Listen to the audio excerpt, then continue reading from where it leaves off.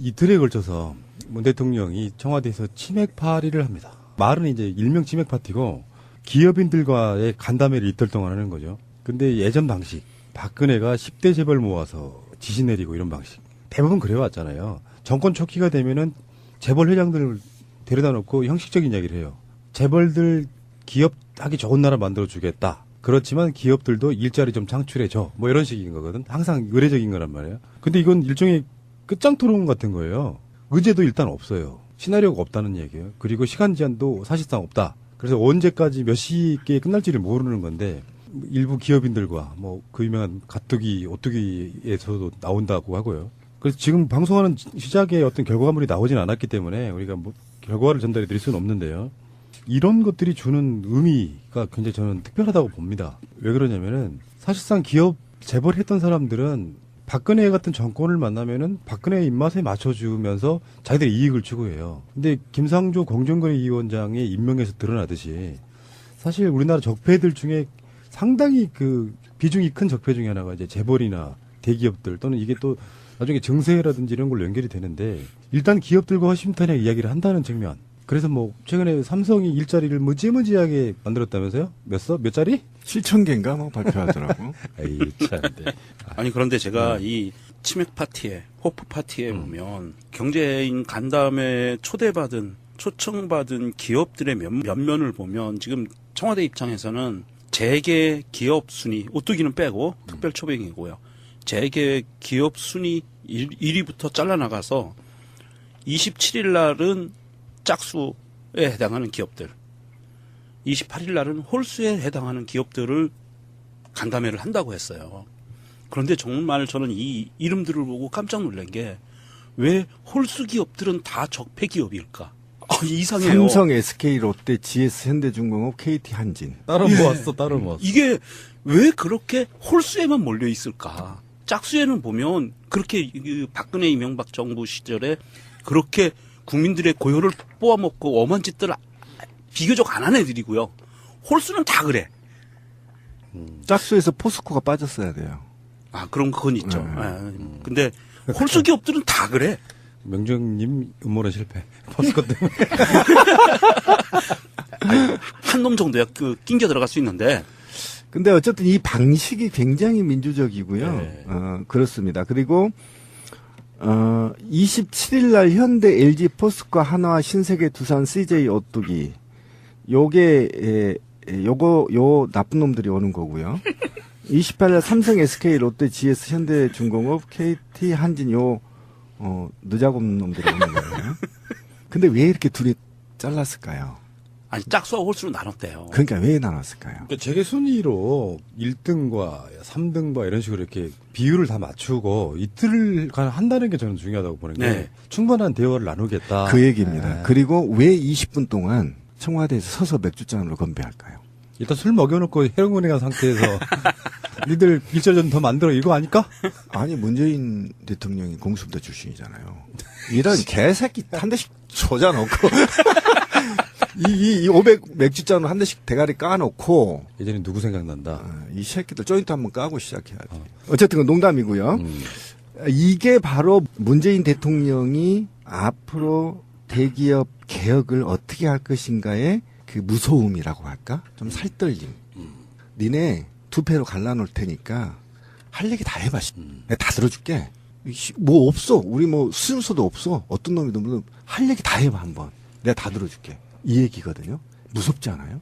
전 무섭게 느껴지는데. 그러니까 지금 이틀 동안에 예. 그 첫날은 이제 오뚜기 회장도 참석하지만 양일에 다 참석하는 기업인이 한 명 있어요. 그게 박용만이에요. 박용만 누군지 아시죠? 두산 회장. 네. 그 나름대로 소통 잘하는 사람 중에 하나죠. 트위터도 하시고요. 네. 제가 한번 이태원에서 오토바이 타고 가다가 횡단보도에 탁 섰는데 그때 박용만 회장이 제 바로 앞으로 지나가면서 저랑 눈이 딱 마주친 거예요. 그래서 그날 바로 집에 도착하자마자 트위터로 회장님 아까 횡단보도에서 봤던 핑크색 헬멧 쓴 오토바이 소녀입니다. 만나서 반가웠습니다. 이렇게 보냈거든요. 그랬더니 기억납니다. 막 이러면서 바로 또 리플을 해주셔가지고요. 박용만 회장하고는 특별히 이 말 중에 뭐가 숨어 있는 줄 알아? 박용만 회장도 자기가 궁지처럼 돋보였을 거라는 거지. 박용만 회장이 이쁜 여자 알아보는 거예요. 그렇게 되는 거야. 근데 넘어가시고요. 지금 재벌들만 만나는 건 아니고 재벌들을 시작으로 노동계도 이렇게 비슷한 형태의 호프 파티 할 것 같고요. 예. 그다음에 중소 중견기업 또 하고 벤처기업부를 중심으로 해서. 예, 소상공인도 할 것 같고 그래서 그 경제 주체들과의 만남을 이어가면서 사실은 무슨 이야기 할지는 다시 뻔해. 지금 재벌들 만나면 문재인 대통령이 무슨 이야기 하겠어요? 일자리 창출하라 이 얘기겠지. 그러겠지. 예. 근데 일자리 창출하라고 무조건 말하진 않을 거예요. 그렇죠. 지금 여러분들이 사정이 어떠시냐고 물어볼 거예요. 그러면 재벌들 입장에서 뻔히 데이터가 나와 있는데 거기다 대놓고 우리 어려워 죽겠어요. 막 이렇게는 못 한단 말이에요. 지금 돈 벌고 있는 건 다 재벌들밖에 없잖아요. 예. 그렇다 보면 이게 재벌들 입장에서도 어떤 시대적 흐름, 현 대통령이 갖고 있는 생각, 일자리 창출이라든지 등등의 협조적으로 나올 거란 말이죠. 그래서 이렇게 한번 만나는 것만으로도 상당히 분위기가 되는데 재벌들이 그렇게 솔선수범하게 되면 그게 밑으로 미치는 파급 효과는 이건 낙수 효과가 있는 거예요. 그렇죠. 예. 이런 방식으로 갈 것 같고 그래서 재벌들 져버리고 싶어. 무릎 꿇려놓고 몽둥이 들고 빠따 들고 니들 돈 얼마씩 내 이런 형태는 아니기 때문에 재벌 기업들 모아놓고 보통 무슨 짓을 했냐면은 뒷구멍으로는 다 돈 받았잖아요. 그렇죠. 그렇죠. 예. 무슨 재단 하나 만들면 거기 출연하라고 출연 기금 받고 박근혜도 그랬고 예. 이런 방식으로 해서 소통을 하는 것 자체 이게 국민들 보기에도 보기 좋은 거예요. 대기업, 중소기업, 소상공인 뭐 이런 사람들 노동자들까지 쫙 만나면서 결국 일자리 창출. 노동자들한테도 저는 이렇게 이야기할 것 같습니다. 만나면 반대로 이야기하겠죠. 조금만 더 참아주세요. 최저임금 같은 경우도 지금 단계적으로 올리고 있는데 한쪽에서는 지금 당장 10,000원 외쳤잖아요. 그렇게 외쳤던 분들 입장에서는 좀 아쉽지. 7,530원이. 제가 보기에는 이 간담회 첫날에 오뚜기 회장을 특별 초빙을 한 거가 사실은 문재인 대통령께서 자기가 하고 싶은 정책의 방향과 하고 싶은 말을 오뚜기 회장을 초대를 하면서 은연중에 말을 해버린 거예요. 그렇죠. 네, 일자리 그래서, 창출에 적극적인 예, 오뚜기 사장. 첫날 아마도 오뚜기 회장을 중심으로 해서 오뚜기 회장이 기업을 이렇게 경영했고 우리는 비정규직 없이 정규직을 하면서도 이렇게 수익을 냈고 이렇게 기업 경영을 했습니다라는 이야기를 재벌 그룹에서 아마 경청하는 예. 그리고 그걸 본받는 그런 시기가 될 것 같습니다. 첫 번째 간담회 결과를 말씀드리겠습니다. 비공개 부분에서 나눈 이야기를 중심으로 간략하게 말씀드리겠습니다. 먼저 정용진 신세계 부회장은 일자리 창출과 서비스 산업 육성의 중요성을 언급하며 골목 상권과 상생할 수 있는 일자리 창출을 위해 노력할 것이라고 말했습니다. 또한 신세계가 경력 단절 여성을 위한 양질의 일자리를 만들도록 지속적으로 노력하겠다라고 말했습니다. 손경식 CJ 회장도 역시 일자리 창출과 서비스 산업의 중요성을 말하며 정부에서 서비스 산업을 육성해달라라고 하는 제안을 하기도 했습니다. 구본준 LG 부회장은 LCD 국산 장비 개발을 위한 중소장비 업체와 재료 업체 등을 지원하는 것이 중요하다. 참여정부 당시 노무현 대통령께서 파주 공장에 대한 과감한 지원으로 큰 도움이 되었고 이는 결국 일자리 창출과 지역 발전으로 이어졌다. 앞으로 해외 진출 시 중소장비업체와 공동 진출하여 상생협력에 힘쓰겠다라고 말했습니다. 또 구 부회장은 LG 디스플레이에서 1,000억 원의 상생펀드를 조성하였고 이 중 50%는 2차, 3차 협력업체를 직접 지원할 예정이다. 또한 LG와 1차 협력업체와의 계약 시 1차 협력업체와 2, 3차 협력업체의 공정거래를 담보하도록 하는 조항을 포함시키도록 할 것이다 라고 덧붙였습니다. 정의선 현대자동차 부회장은 중국에서 사드의 영향으로 매출이 줄면서 협력업체들의 어려움이 가중되고 있다. 이에 산업은행과 수출입은행의 협력업체 지원이 필요하다. 또 제4차 산업혁명과 관련하여 전기차, 자율주행차, 수소연료차를 적극 개발할 것이고 이를 위해 국내외 스타트업과의 상생협력을 위해 적극 노력할 것이다 라고 했으며 이 과정에서 4차 산업혁명과 관련되는 규제의 완화를 건의드린다라고 말했습니다. 박정원 두산 회장은 만약에 신고리 오륙호기를 중단하는 것으로 결정이 된다면 주 기기를 공급하는 두산중공업의 매출 타격이 불가피해질 것이 우려되지만 해외에서의 사업 기회를 많이 가질 수 있도록 해외 진출을 적극적으로 모색할 것이라고 말했고 이에 문 대통령은 해외 진출을 적극 지원할 것이다 라고 화답했습니다.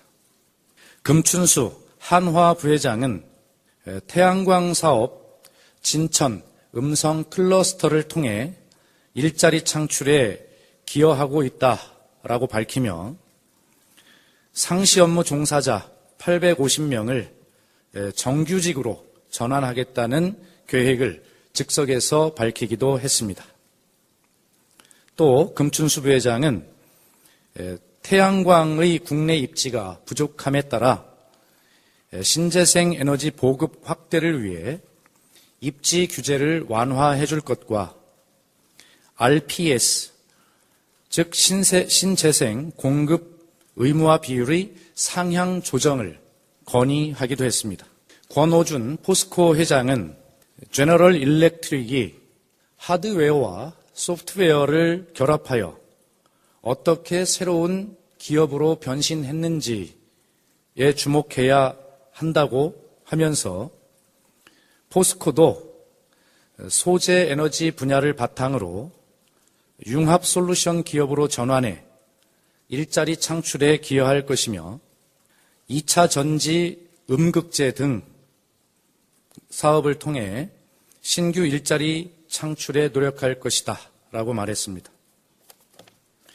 함영준 오뚜기 회장은 중소기업과의 협력 관계를 30년 이상 유지하면서 서로 성장해 왔다며 앞으로도 중소기업과의 협력을 계속 늘려나갈 것이다 라고 말했습니다. 이상입니다. 할까요?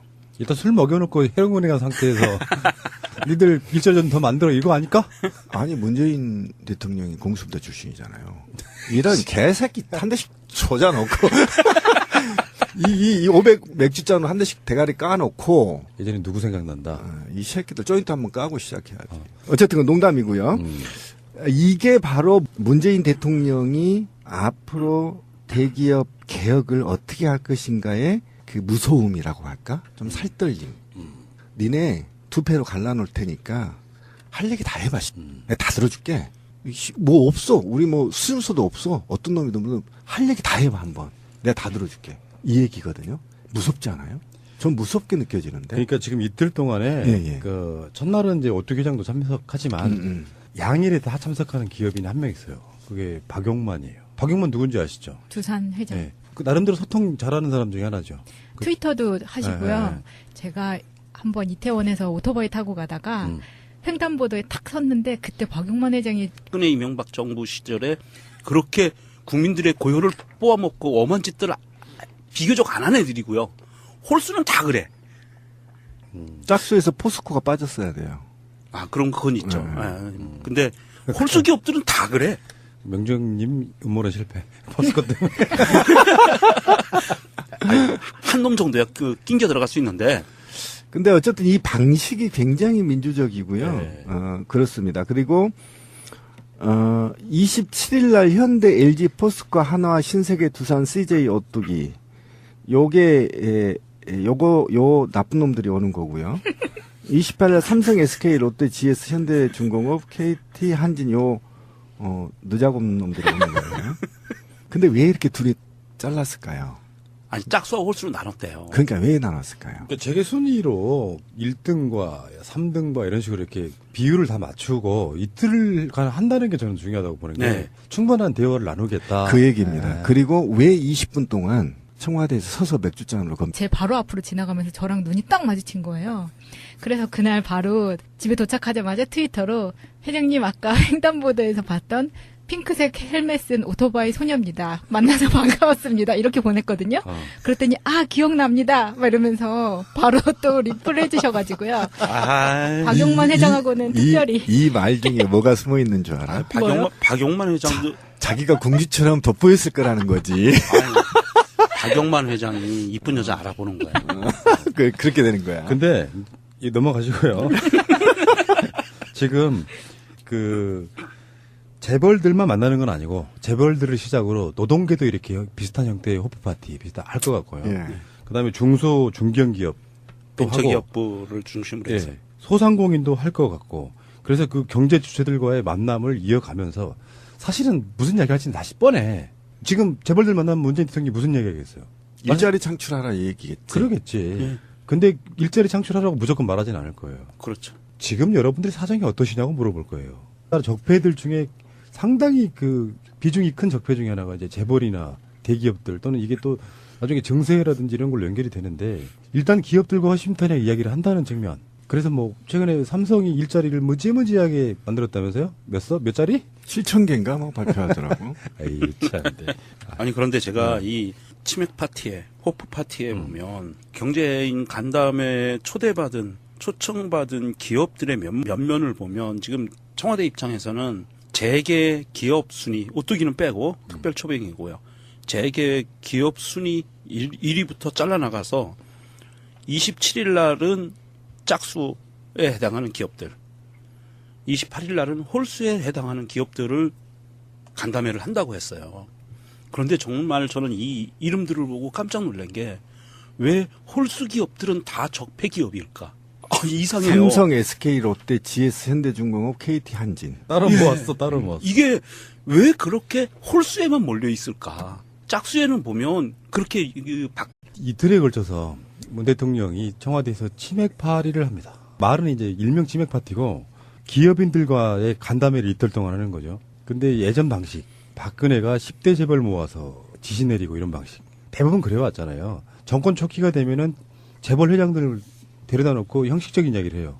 재벌들 기업 하기 좋은 나라 만들어주겠다. 그렇지만 기업들도 일자리 좀 창출해줘. 뭐 이런 식인 거거든. 항상 의례적인 거란 말이에요. 근데 이건 일종의 끝장 토론 같은 거예요. 의제도 일단 없어요. 시나리오가 없다는 얘기예요. 그리고 시간 제한도 사실상 없다. 그래서 언제까지 몇 시에 끝날지를 모르는 건데 일부 기업인들과 뭐 그 유명한 가뚜기, 오뚜기에서도 나온다고 하고요. 그래서 지금 방송하는 시작에 어떤 결과물이 나오진 않았기 때문에 우리가 뭐 결과를 전달해 드릴 수는 없는데요. 이런 것들이 주는 의미가 굉장히 저는 특별하다고 봅니다. 왜 그러냐면은 사실상 기업 재벌했던 사람들은 박근혜 같은 정권을 만나면은 박근혜의 입맛에 맞춰주면서 자기들의 이익을 추구해요. 근데 김상조 공정거래위원장의 임명에서 드러나듯이 사실 우리나라